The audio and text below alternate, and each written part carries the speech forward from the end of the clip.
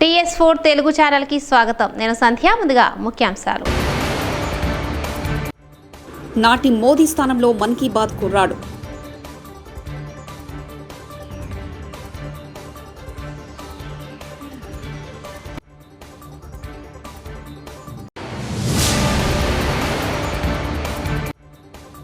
CM Revanth పై తీవ్రస్థాయిలో విరుచుకుపడ్డ హరీష్ రావు.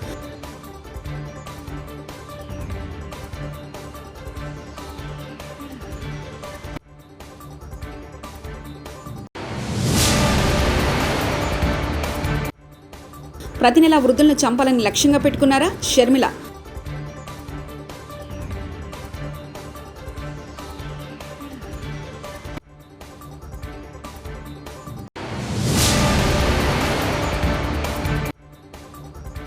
తిరుమలలో వడగళ్ల వాన.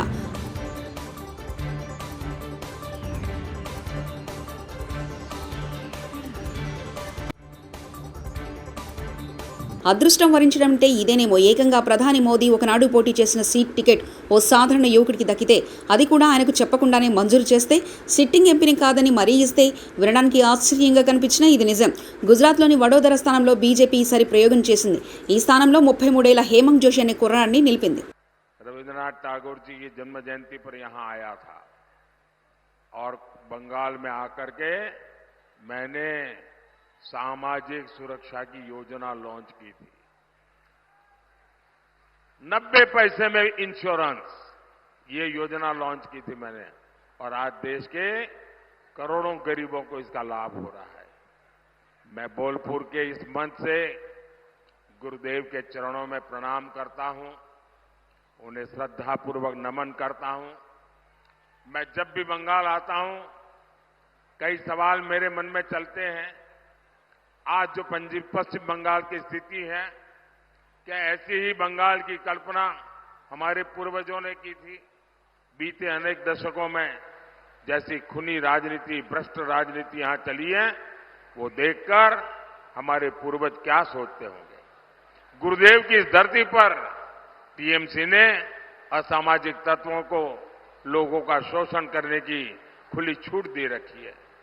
गांवों पर टीएमसी का कब्जा, अस्पतालों पर टीएमसी का कब्जा, थानों पर टीएमसी का कब्जा, खदानों पर टीएमसी का कब्जा।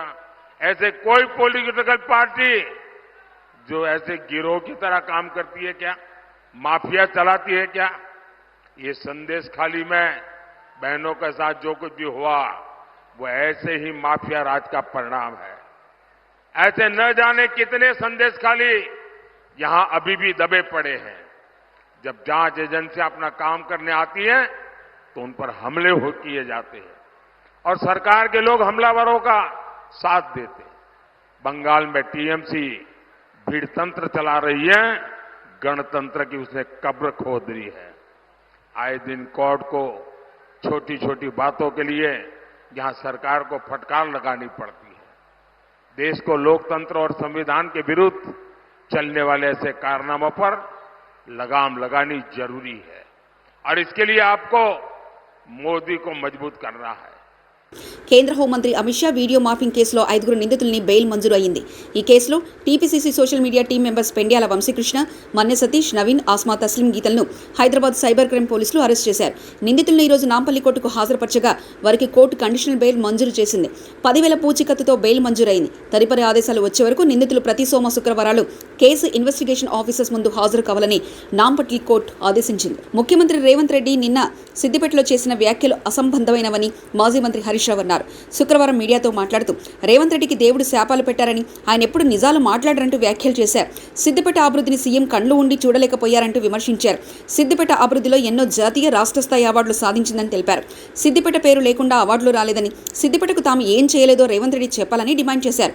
సిద్దిపేటకు మెడికల్ కళాశాల, పోలీస్ కమిషనర్ కార్యాలయం, ఐటీ హబ్, రైతు బజార్ ఎన్నో తెచ్చామని, అన్నిటికి మించి తెలంగాణను తెచ్చామని చెప్పుకొచ్చారు. ఈరోజు ఈ ఎన్నికల్లో బాగా ఆలోచించి మీరు అందరూ ఓటేయాలి.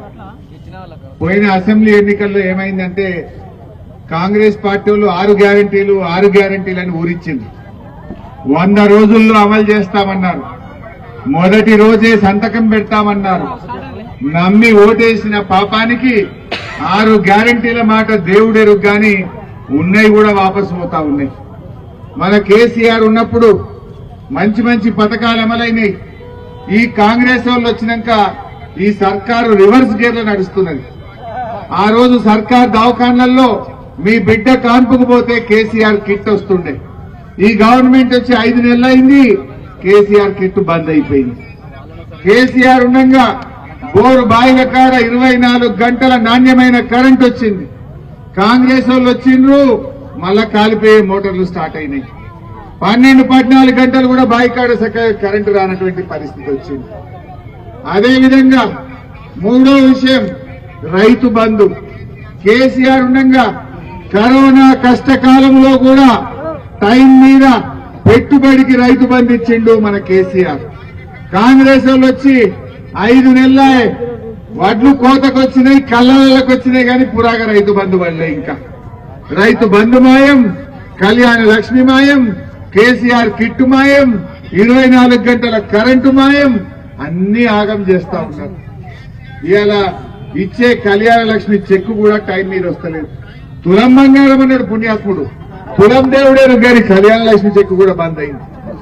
నేను మొన్న ఎక్కడో సవాల్ చేసిన, అయ్యా రేవంత్ రెడ్డి ఇప్పుడు ఆయన కొత్త కథ పెట్టిండి, కొత్త రాగం. ఎప్పుడైనా టీవీ చూస్తే ఏం కనబడతాయి? అయితే తిట్లు లేకపోతే దేవుని మీద ఓట్లు. ఇదే కదా రేవంత్ రెడ్డి చెప్పేది, అయితే తిట్లు లేకపోతే దేవుని మీద ఓట్లు. గరీబోలకు వనికొచ్చేది ఒక్క ముచ్చట చెప్తాడా? అక్క జనులకు వనికొచ్చేదో, బీసీలకు వనికొచ్చేదో, రైతులకు వనికొచ్చేదో ఉంటుందా?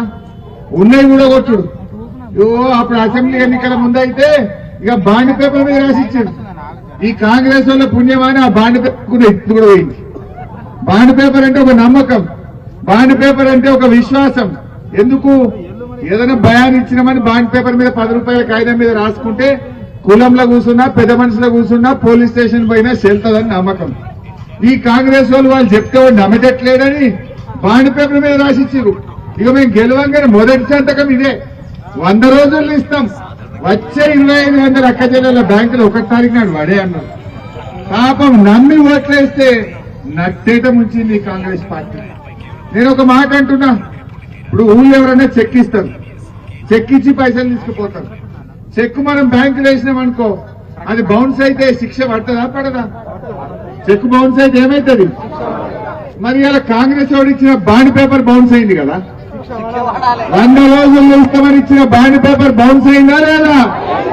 మరి బాండ్ పేపర్ బౌన్స్ అయితే ఈ కాంగ్రెస్ కు శిక్ష పడాలా వద్దా? శిక్ష పడాలా వద్దా? పడాలంటే 13వ తారీఖు నాడు ఈ గుంపు మేసి గూబ గుయ్యి గుర్తు మీద ఓటేయాలి. గట్లయితే గిన్నె సోయికి వస్తాడు. రేపు అసెంబ్లీలో మా మైపాలన్నా నేను పళ్ళ గుడ్డి మెడలు. వృద్ధులకు పెన్షన్ పంపిణీలో వైకాపా ప్రభుత్వం వ్యవహరిస్తున్న తీరు దుర్మార్గమని ఏపీ కాంగ్రెస్ అధ్యక్షులు వైఎస్ షర్మిల విమర్శించారు. ప్రతి నెల ఇంతమందిని చంపాలని లక్ష్యంగా పెట్టుకున్నారా అని నిలదీశారు. కడపలో నిర్వహించిన మీడియా సమావేశంలో ఆమె మాట్లాడారు. ప్రభుత్వానికి బానిసలు కావాల్సిన అవసరం ఐఏఎస్ అధికారులకు ఏముందంటూ ప్రశ్నించారు. నిన్న బిడ్డల ఉద్యోగాల గురించి మాట్లాడాం. ఈరోజు ఎంప్లాయీస్ పడుతున్న కష్టాల గురించి మాట్లాడదలుచుకున్నాం. ఈరోజు మన రాష్ట్రంలో ప్రభుత్వ శాఖలో ఉన్న ప్రభుత్వ ఉద్యోగస్తులు 6 లక్షల పైనే. మరి అంతమంది ఉన్న ఈ ప్రభుత్వ శాఖ ఉద్యోగస్తులు బాగా చూసుకోవాల్సిన బాధ్యత ప్రభుత్వానిది కాదా? ఈ ప్రభుత్వ తీరు ఎంత బాధాకరంగా ఉంది అంటే, మంత్రులు కూడా ఈరోజు ఉద్యోగస్తులను చిన్న చూపు చూస్తూ ఏదో వాళ్ళు దానం పడేస్తే వీళ్ళు తీసుకోవాలి అన్నట్టు, మోకాలొంగి వీళ్ళ ముందు బ్రతకాలి అన్నట్టుగా వ్యవహరిస్తున్నారు. బహిరంగంగానే ఇలాంటి బొత్స లాంటి వాళ్ళు మినిస్టర్ల హోదాలో ఉండి కూడా ఇలాంటి కమెంట్లు చేస్తున్నారు అంటే ఇక వీళ్ళ తీరు, వీళ్ళ యాటిట్యూడు ఎంత ఘోరంగా ఉందో ఉద్యోగస్తులకే కాదు ప్రజలందరూ కూడా అర్థం చేసుకోవాల్సిన అవసరం ఉంది.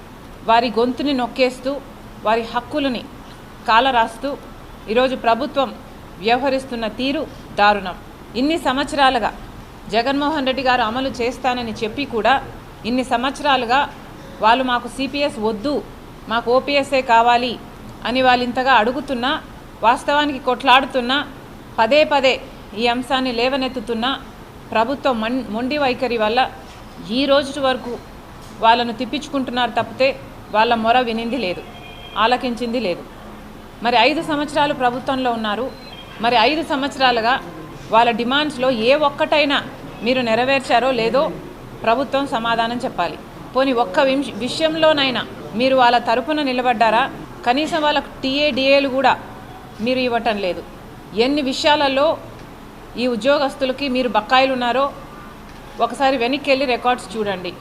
కనీసం మెడికల్ బిల్స్ కూడా దాదాపు 150 కోట్ల రూపాయలు వాళ్ళ మెడికల్ బిల్స్ కూడా మీరు బకాయిలుగా పెట్టారు. లీవుకు సంబంధించి 2000కు పైగా ఎంప్లాయీస్కు చెల్లించాల్సిన అవసరం ఉన్నా ఇంతవరకు చెల్లించటం లేదు. ఇలా దాదాపు 22,000 కోట్ల రూపాయలు ఉద్యోగస్తులకి ప్రభుత్వం బాకీ ఉంది. హెచ్ఆర్ఐ అయితే వాళ్ళ కనీస హక్కు, కానీ దాంట్లో కూడా కోత విధించింది ప్రభుత్వం. 11వ పిఆర్సీ ప్రకారము వీళ్ళకి ఇవ్వాల్సిన ఐఆర్లో కూడా కోతలు పెట్టారు. 12వ పిఆర్సీ అమలు చేయాల్సిన ప్రభుత్వము 12వది కాదు కదా, దగ్గరికి కూడా రాలేదు. ఇంకా 11వ దాంట్లోనే ఇరుక్కొని అది కూడా పూర్తి అమలు చేయకుండా దాంట్లో కూడా కోతలు పెట్టారు. ఇలా 1 కాదు 2 కాదు, ప్రతి విషయంలోనూ ప్రభుత్వ ఉద్యోగస్తులను మోసం చేసింది జగన్మోహన్ రెడ్డి గారి ప్రభుత్వం. పోయిన నెల ఎంతమంది చనిపోయారు అందరం చూసాం. అంటే వాళ్ళ ప్రాణాలకి లెక్క లేదు, వాళ్ళు చనిపోయినా పర్వాలేదు. ఏం ఆలోచన చేస్తుంది ప్రభుత్వం? సిఎస్ గారు అంతటి హోదాలో ఉండి మీరేదో ట్రయల్ అండ్ ఎర్రర్ లాగా ప్రతి నెల ఇంతమందిని పొట్టన పెట్టుకోవాలి, ఇంతమందిని చంపేసుకోవాలి అని ఏమన్నా టార్గెట్ పెట్టుకొని పనిచేస్తున్నారా? ఇంత ఘోరంగా ఒక ప్రభుత్వానికి బానిసలు కావాల్సిన అవసరము ఐఏఎస్లకు ఏముంది అని అడుగుతున్నాం. మీకు వాళ్ళు కాదు కండి జీతం ఇచ్చేది, మరొక్కసారి గుర్తు చేస్తున్నాం. మీకు జీతం ఇస్తున్నది ప్రజల డబ్బులు. ఇంత లాయల్టీ వైసీపీకి మేలు చేయాలి అన్న ఇంత లాయల్టీ పనికిరాదు. కేవలం ఈరోజు వైసీపీ పార్టీకి మేలు చేయడానికి నెల నెల ఇంతమందిని పొట్టన పెట్టుకుంటున్నారు మీరు. కాంగ్రెస్ పార్టీ దీన్ని పూర్తిగా ఖండిస్తుంది. వైసీపీ ప్రభుత్వానికి మేలు చేయడానికి చేస్తున్న ఈ ప్రయత్నాన్ని ప్రజలు తిప్పికొడతారు. దయచేసి ఇది చేయొద్దండి, ఇంకా చేసే అవకాశం కూడా మీకు ఉండదు. తిరుమలలో వడగండ్ల వాన కురిసింది. శుక్రవారం మధ్యాహ్నం ఉరుములు మెరుపులతో వాన కురవడంతో శ్రీవారి ఆలయ ప్రాంగణం మాడవీధుల్లోకి భారీగా నీరు చేరింది. కొద్ది రోజులుగా బాణుడి ప్రతాపంతో అవస్థలు పడుతున్న ప్రజలకు ఈ వర్షంతో కొంత ఉపశమనం కలిగించింది.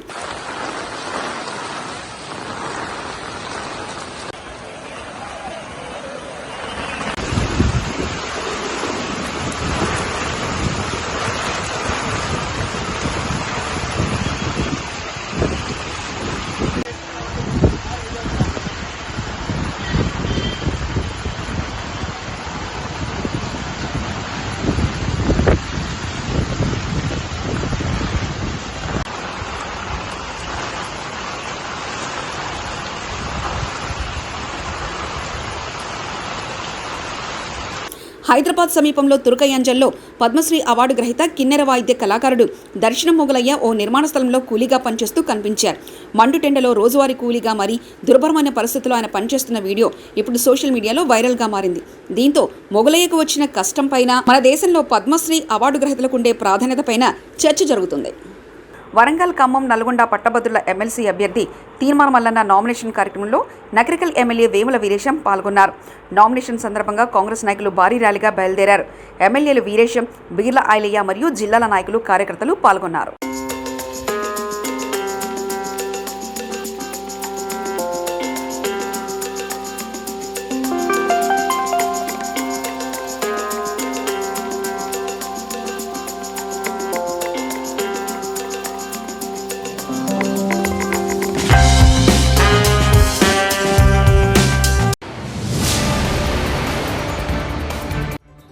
నాటి మోదీ స్థానంలో మన్ కీ బాత్ కుర్రాడు.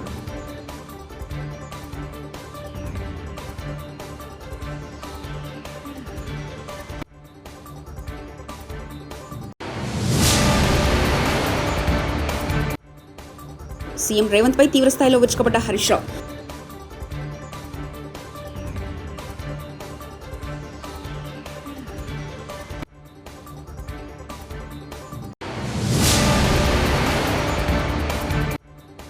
ప్రతి నెల వృద్ధులను చంపాలని లక్ష్యంగా పెట్టుకున్నారా? షర్మిల.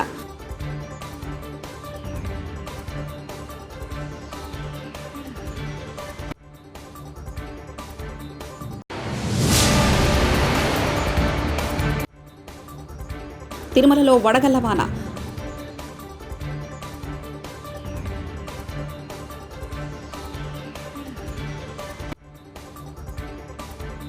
TS4 న్యూస్ ఇంతటితో సమాప్తం. చూస్తూనే ఉండండి TS4.